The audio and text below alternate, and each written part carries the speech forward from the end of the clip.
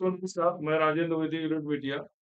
मित्रों, 5 राज्यों के चुनाव में 4 के चुनाव मतदान पूरे हो चुके हैं। 5वें का चुनाव 30 नवंबर को होगा और तेलंगाना में आज चुनाव प्रचार बंद हो गया। इन 4 राज्यों का मैंने कई बार दौरा 3-3 4-4 बार दौरा चारों राज्यों में गया देखा। कांग्रेस, बीजेपी और क्षेत्रीय दलों के केसीआर की भी रैलियां हमने देखी। क्षेत्रीय दल और जो गठबंधन के चुनाव लड़े उनकी रैलियां भी देखी। हर चुनाव में हर मीटिंगों में सबने अपने वादे घोषणाएं की और जो है गारंटी पत्र भी दिया। लेकिन इसमें एक महत्वपूर्ण सवाल मेरा क्षेत्रीय दलों से ज्यादा राष्ट्रीय दलों से, जो भारतीय जनता पार्टी और कांग्रेस है, इन दोनों दलों का विधानसभा चुनाव में चरित्र जो है घोषणाओं के मामले में क्षेत्रीय दलों जैसा हो जाता है। अगर हम किसी भी एक बात को लेके, मान लो गैस सिलेंडर की बात करते हैं, तो गैस सिलेंडर की बात कांग्रेस ने मिजोरम में 750 की घोषणा की, तो राजस्थान में 450 में आ गए क्योंकि बीजेपी ने 450 कहा था। वही मध्य प्रदेश और छत्तीसगढ़ में 500 की घोषणा की। धान खरीद की जहां 3100 और 2700 गेहूं की बात कांग्रेस ने की, बीजेपी ने किया, वही 3200 कांग्रेस ने की बात की। लड़कियों को 1 लाख रुपए देने की बात अगर राजस्थान छत्तीसगढ़ में बीजेपी ने 1 लाख रुपए की, तो तेलंगाना में 2 लाख रुपए की। किसानों को प्रति एकड़, अगर तेलंगाना में प्रति एकड़ प्रतिवर्ष 10,000 रुपए से धीरे धीरे 16,000 रुपए प्रतिवर्ष देने की बात कांग्रेस ने बीजेपी ने की। 15,000 रुपए कांग्रेस ने किया और 10,000 रुपए केसीआर दे रहे हैं। इसी तरीके से दवाई, पढ़ाई, रोजगार को लेके अलग अलग राज्यों में अलग अलग घोषणाएं बीजेपी और कांग्रेस दोनों करती रही। सवाल ये उठ रहा है कि ये राष्ट्रीय दल हैं, इन राष्ट्रीय दलों को भी क्षेत्रीय दलों की तरह घोषणाएं क्यों करनी चाहिए?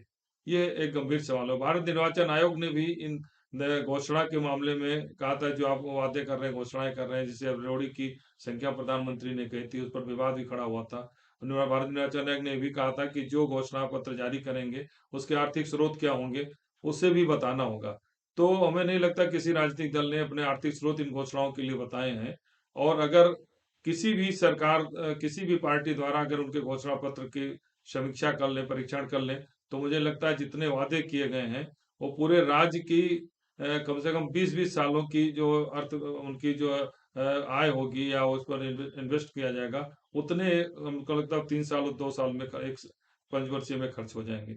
ये एक गंभीर सवाल है कि मतदाताओं को लुभाने के लिए जिस तरीके से घोषणाएं क्षेत्रीय दल करते हैं, राष्ट्रीय दल भी उसी में शामिल हो जाते हैं।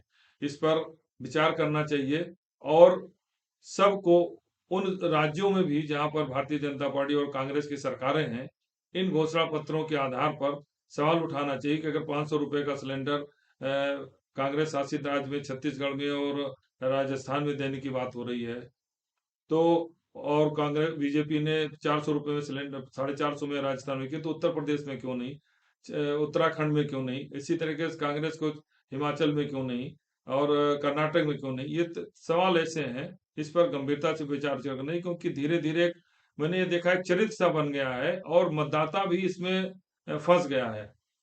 सवाल ये उठ रहा है कि जो सरकारें लगातार किसी को 100 रुपया अगर दे रही, लाभ दे रही हैं, तो दूसरा अगर 200 रुपया की घोषणा करता है, अगर जब जब तक भरोसा नहीं होगा 200 की तरफ जनता जाने वाली नहीं है, क्योंकि जनता अपना निजी लाभ देखती है। एक गंभीर सवाल पूरे देश में पैदा हो गया, वो चाहे राज्यों का चुनाव हो चाहे लोकसभा का हो। इस पर भारत निर्वाचन आयोग को गंभीरता से सोचना चाहिए और एक कड़े कानून बनाने चाहिए कि जो घोषणाएं हों उसको, उस पर उसकी धनराशि कहाँ से आएगी, कैसे इम्प्लीमेंट करेंगे, क्योंकि इस तरह की घोषणाएं सीधे सीधे मतदाताओं के मन मस्तिष्क को प्रभावित करती हैं और वो जो उनकी वोटिंग राइट है, जो एक लोकतंत्र का निष्पक्ष चुनाव होना चाहिए, वो भी प्रभावित होता है। इसलिए भारत निर्वाचन आयोग को इस पर बहुत ही गंभीरता से विचार करना चाहिए और खास करके जो राष्ट्रीय दल हैं, भारतीय जनता पार्टी और कांग्रेस, इन्हें भी अपने घोषणाओं में क्षेत्रीय दलों की तरह